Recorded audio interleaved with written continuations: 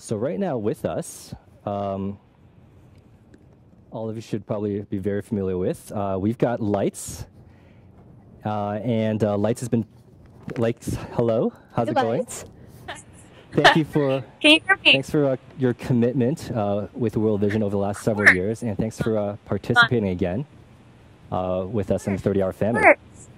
Thanks for having me. Thanks for having me. Awesome. So I know your fans probably track your every move and know everything already about you, but why don't you tell us, for those who might not know, why is it that you've been working with World Vision, how long you've been doing that, and what's your personal connection with the 30-hour famine? Well, I've been working with World Vision since 2010, so we're going on a few years now. And I've been doing the 30-hour famine every year except for this year because I'm a new mom, which is rad.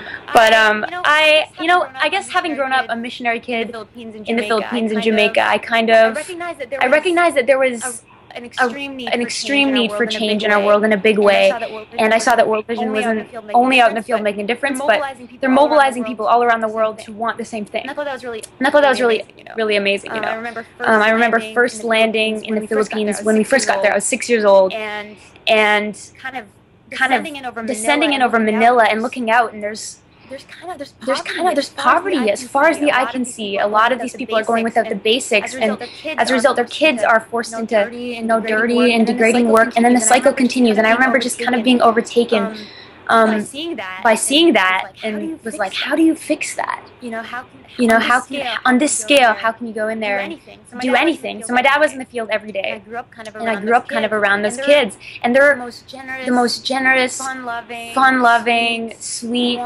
warm people that I've ever hung out with, and they were simply born into that situation. They didn't really have the choice. So I guess fast forward a few years later, I moved back to Canada, and I remember being shocked at how clean the streets were, and everyone had houses, and there was not people walking around without shoes on or anything. So I think that stayed in my heart over the years. I was always remembering and kind of aware of that situation. And 2010 rolls around. I've been doing music for a while. Me to want to go to the Philippines, so I jumped at the opportunity, went back, and saw some schools, visited some people. I remember like this entire class of like non-English speaking kids singing "Me Baby" by Justin Bieber, and I was like, wow, it truly is a small world.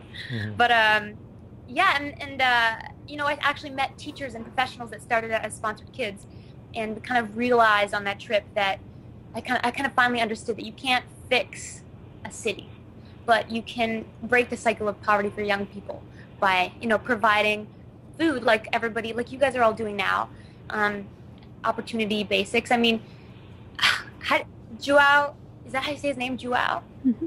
Is that it? Yes, I got it. His story is like a case in point of the cycle being broken for generations to come, and so making a difference is possible. And I was really encouraged by that. So it's been an amazing journey with World Vision the past number of years. That's wonderful. Lights, how does this work inspire you artistically and as an individual human being? Well, I think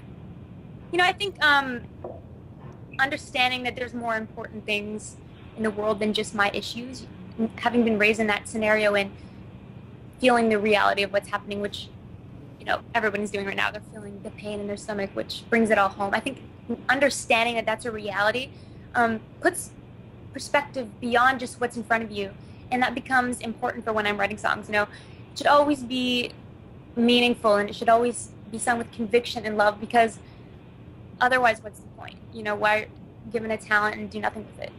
Mm-hmm. So, when you're affecting others, that there's this endless pool of inspiration. Definitely. And I would think particularly important for us coming together. Why do you think it's important for us to, in doing this work, come together as a group? Well, I think it's easier to take on any challenge with others beside you. It's a lot easier to do things on a large scale. And I think secondly, there's power in numbers. I mean, look around you, everybody that's watching this. Everyone here is making a difference, and if you add that all up, you're making something happen. That's incredible. Yeah. Everyone thinks that they're just one person, but if you look at how many I'm just one persons there are.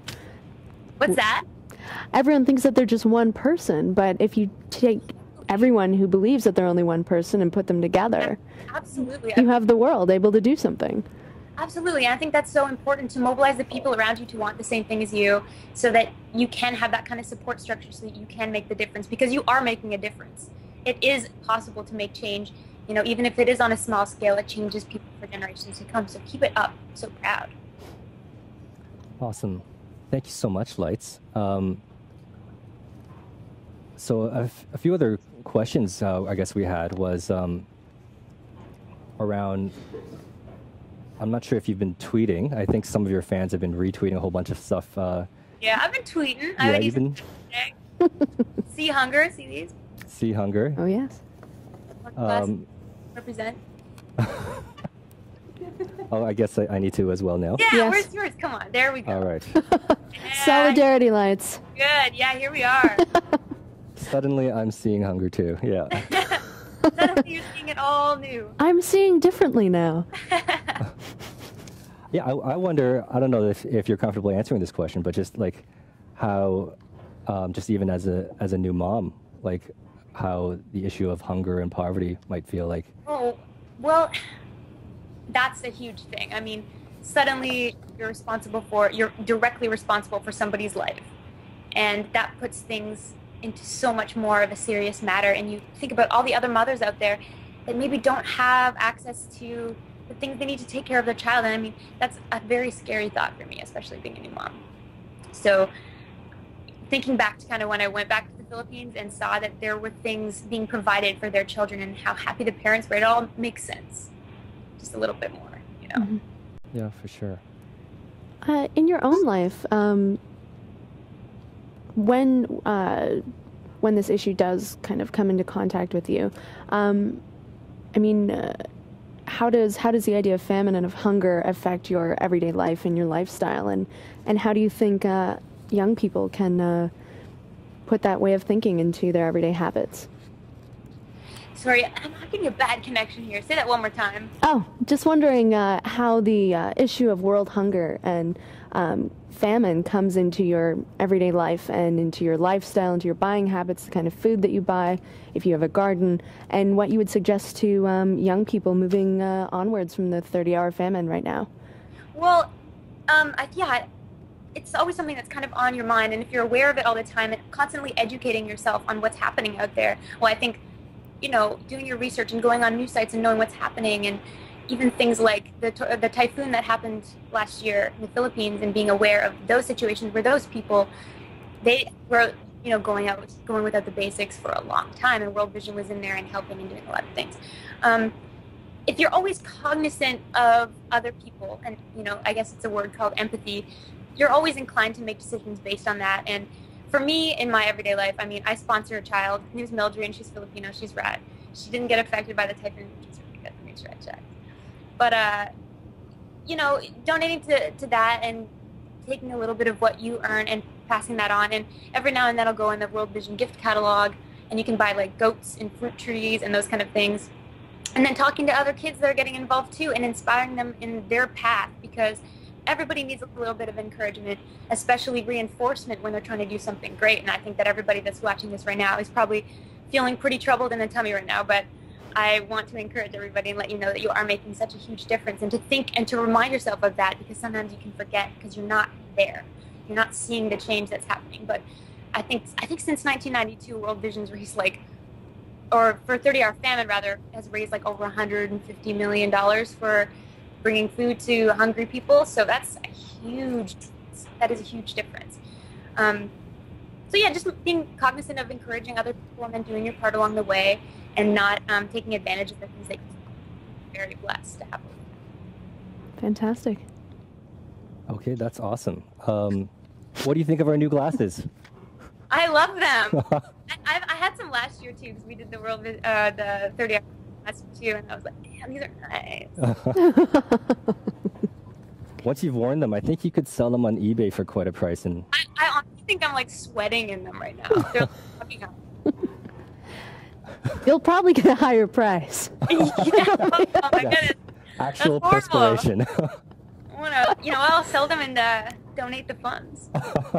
You know, it's not creepy at all, and it will be going to a good cause. Yes. And I wish we could talk to everybody that's out there watching this. Yeah. Yeah, How me it too. feels, man.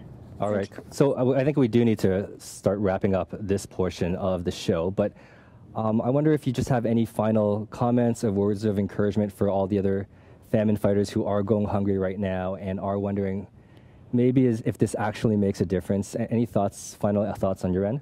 Yeah. Well, I just hope that everybody has a great time and be proud that you're here and accomplishing what you do.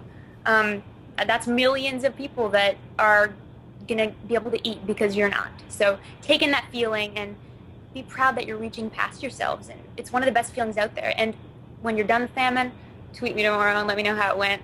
What the first thing you eat is. I would probably do poutine or something, but let me know how it goes. I'm really excited for you guys. Awesome. Thanks so much, Lights. Yeah, thank you for joining us. Good famine. Have a good famine. Awesome. Thank you. Bye. Bye, guys. There you have it. Lights, one of our celebrity ambassadors, and but really one of our underlying hopes and visions for youth across Canada this year is that you're our celebrities. You're our people who are raising a ruckus in your neighborhoods and leading the charge around global hunger.